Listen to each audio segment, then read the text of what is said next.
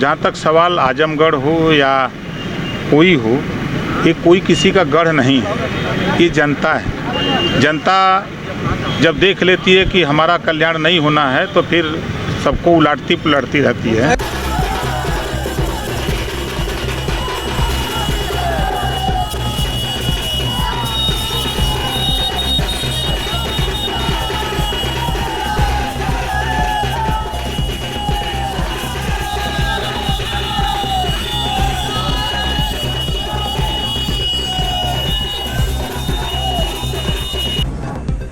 कभी अखिलेश यादव के सहयोगी रहे ओपी राजभर बीजेपी का दरवाजा बंद करने के लिए हुंकार भरा करते थे। राष्ट्रपति के चुनाव में ओपी राजभर सपा मुखिया अखिलेश यादव का साथ छोड़ गए। बीजेपी की तरफ उनका झुकाव बढ़ा तो सुरक्षा बढ़ा दी गई।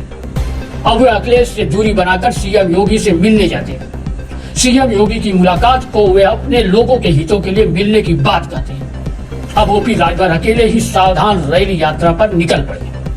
सपा के गढ़ आजमगढ़ में भारतीय सुहेलदेव पार्टी के राष्ट्रीय अध्यक्ष ओम प्रकाश राजभर आज यानी 15 अक्टूबर को दूसरी बार सावधान रैली यात्रा में पहुंचे तो कहा आजमगढ़ किसी का गढ़ नहीं रहा। आपने देखा कि बिहार और यूपी में एक हलचल सी मची हुई है। लोग व्याकुल हैं एक समान अनिवार्य फ्री शिक्षा के लिए। लोग देश में रोजगार परक शिक्षा चाहते हैं। जिस तरह बेरोजगारी बढ़ रही है तो बेरोजगारी कम करने के लिए नौजवानों को रोजगार मिले तो तकनीकी शिक्षा कक्षा 4 से लागू कराने के लिए लोग परेशान हैं। प्रदेश की जनता जब वाच कर रही है कि देश में उद्योगपतियों के कर्जे माफ़ हो रहे हैं तो गरीबों के घरेलू बिजली का बिल क्यों नहीं माफ़ हो रहा है, इस बात को लेकर के जनता बहुत व्याकुल है। इस नाते अपार जन समर्थन मिल रहा है। प्रदेश की जनता जातिवार जनगणना चाहती है, देश की जनता जातिवार जनगणना चाहती है। ये बात उनको पसंद आ रही है कि हमारी गिनती नहीं है, कि इस नाते हमको हिस्सा नहीं मिल रहा है। तो हिस्सेदारी को लेकर के, शिक्षा स्वास्थ्य रोजगार नौकरी को लेकर के जो इनके बीच में, जिनके बीच में कभी नेता पहुँचते नहीं थे, उनके बीच में जा रहे हैं। आपने देखा कि कटिहार से लेके और आपके सहारनपुर, बागपत, मतलब पूरे प्रदेश और बिहार में हड़कंप सा मचा हुआ है। आजमगढ़ गढ़ कहा जाता था, कितना फर्क पड़ेगा?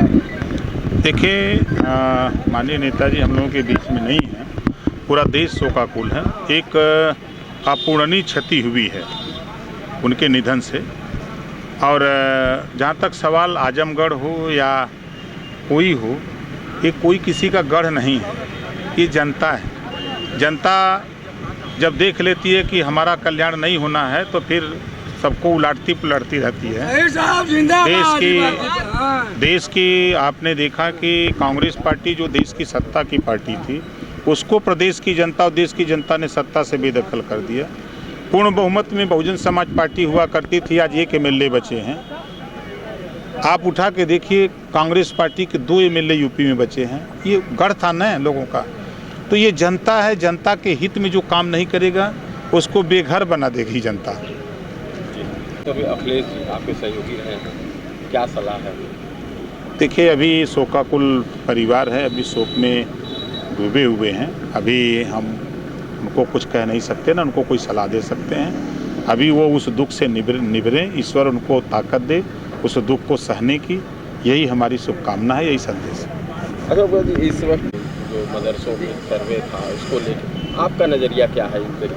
देखिए, जो जांच हो रही है सही होगा, जो गलत है तो गलत के खिलाफ कार्रवाई होनी चाहिए।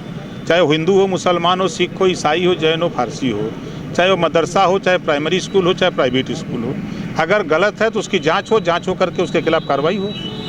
इसमें किसी को कोई आपत्ति नहीं होनी चाहिए।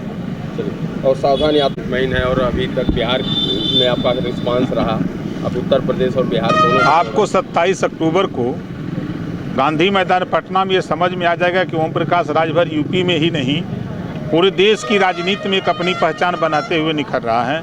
अभी आपने देखा कि बंगाल के बॉर्डर पे कल मैं था कटिहार में, और आपने देखा दृश्य वहाँ का कि पहला कार्यक्रम वहाँ था हमारा।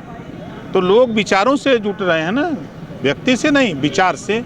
पार्टी के जो विचार है, सिद्धांत है, नीति है, उससे लोग प्रभावित होकर के इकट्ठा हो रहे हैं।